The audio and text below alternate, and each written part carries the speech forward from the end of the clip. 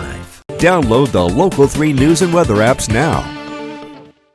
I say it all the time on this show, but I always mean it, that one of the great things I think about living in Chattanooga and the Tennessee Valley is that all it takes is for one person to have an idea, begin to talk about it, and before you know it, there's a whole group of people who have the idea and they make it happen. So this morning, meet two of those people. Rick Morris, who is the founder of the Black Arts and Ideas Festival, the 5th year this year to celebrate it, and April Lomax, who is the Diversity and Inclusion Director at Blue Cross Blue Shield of Tennessee, and they are here today to get your running shoes on and come out for the first annual, is it the Freedom Run? Do I have that right, The Rick? Juneteenth Freedom Run. The Juneteenth Freedom Run. So good to see you. Thank you. Thank you for having us. Did I get my facts straight? This is the first year for the Freedom Run, Juneteenth Freedom Run, but Right. the 5th year for the festival. That's exactly right, yes. Okay.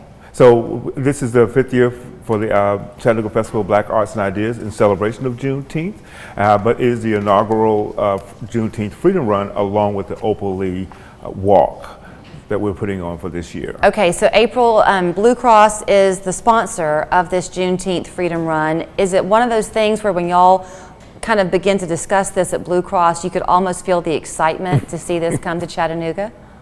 Absolutely. We believe it's important to formally honor and celebrate Juneteenth both as a cultural observance and historical milestone.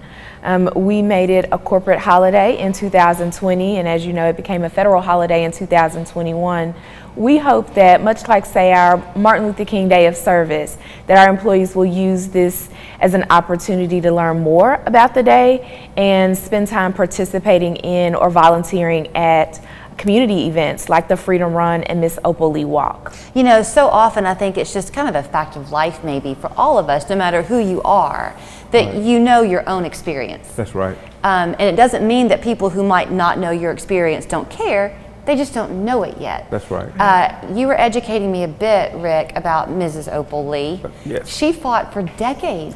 For to have decades, this she happen. did, and as part of that, she even mounted a walk from Fort Worth, Texas, which is where she is, all the way to Washington, D.C. It was kind of a virtual walk, but she did that. And then when it was actually signed into law, she had the opportunity to be there with President Biden and be a part of that signature happening. So, you know, educate us a little bit on y'all's mindset, and either one of you can jump in here.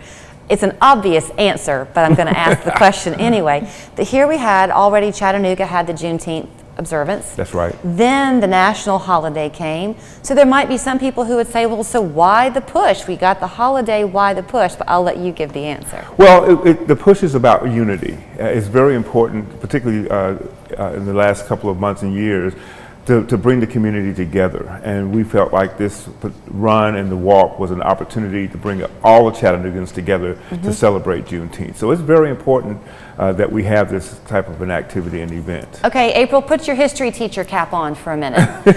Because there might be some people watching, even though this has been in the news, and rightly so, for a long time, who might not fully realize the significance of Juneteenth. Can you educate us a little bit? Sure, I'll take it, and certainly Rick can help me in on this. I think the most important thing for people to know is this celebration is really honoring the day that African Americans who were enslaved got notice that they would be free. And certainly there was legislation that passed, and certainly that news didn't make it all the way to Texas at the same time. And so this is really about the day that the news traveled all the way to Texas, and those were the last enslaved people who got the news that they were free. And how long of a gap was that, Rick, from the time? It was about 2.5 years. As we know, the Emancipation Really? Proclamation was signed in 1863. Right. And so it took about 2.5 more years for the news, so they say, to get to Texas and announce that all of enslaved people had been freed at that point. And you know, I mean, I'm 52 years old. Growing up in Atlanta, I never learned that. Well, and you're not alone. I'm 60, and I didn't learn until probably about 15 years ago exactly the significance. Everyone heard about the Emancipation Proclamation, but was not as familiar Right. with Juneteenth as an actual event. So was Ms. Lee born and raised in Texas? Yes. So, and she's 94 now. Is Well, that and right? the news actually went to Galveston, Texas. So Texas is kind of the home of Juneteenth when we talk about where it actually happened. Right. So it was really a perfect thing for her to be a part of this. Right.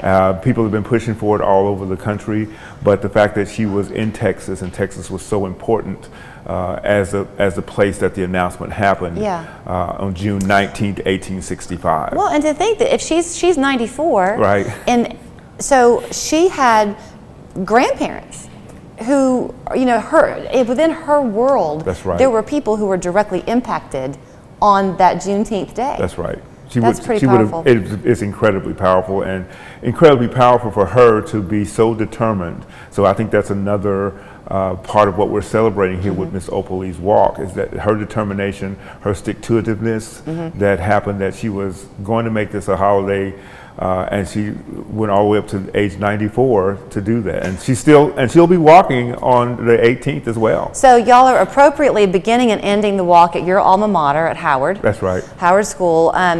I think it's a great thing because the kids can be a part of this too, right? What all is involved on June 18th? Is there like a 5K, a 10K? Yes, so there's a 5K, a 10K, and a half marathon, Okay. and that will start at 7 o'clock in the morning. And they Okay. all happen at the same time. It's a there and back kind of an opportunity. And Okay. then at 9 o'clock, we'll actually start the Miss Opalie Walk. Okay. And we're asking people to form teams, churches, sororities, fraternities, anybody who wants to get together. And of course, you can bring your whole family out, because it is definitely a family-friendly event and a great way to teach young people about Juneteenth and about the unity that needs to happen within our community. So we're inviting everyone else to register for either the walk or any part of the run that they want to be involved in. Well, I think it's fantastic. I know it's the first one. It is. I hope you knock it out of the park. Thank you. And then it becomes an annual event. And April, thank you so much for sharing Blue Cross Blue Shield's sponsorship of this. It's a perfect partnership. Thank you. So again, you can register by going to blackartsandideasfest.com. That's Is right. that right? And actually, right on the home page, at the very top of the page, there's a banner. You can just click on that one time. It'll take you directly to the registration. Easy as can be. And your determination might not be to become a game changer culturally, but you can be a game changer in your own life, and that's the most important part. We got It really is. Thank you so both. much for having us. Get the all-new Local 3 News app Be the first to know about breaking news, live streams. and updated local forecasts where you live. Local coverage is just a touch away on the Local 3 News app.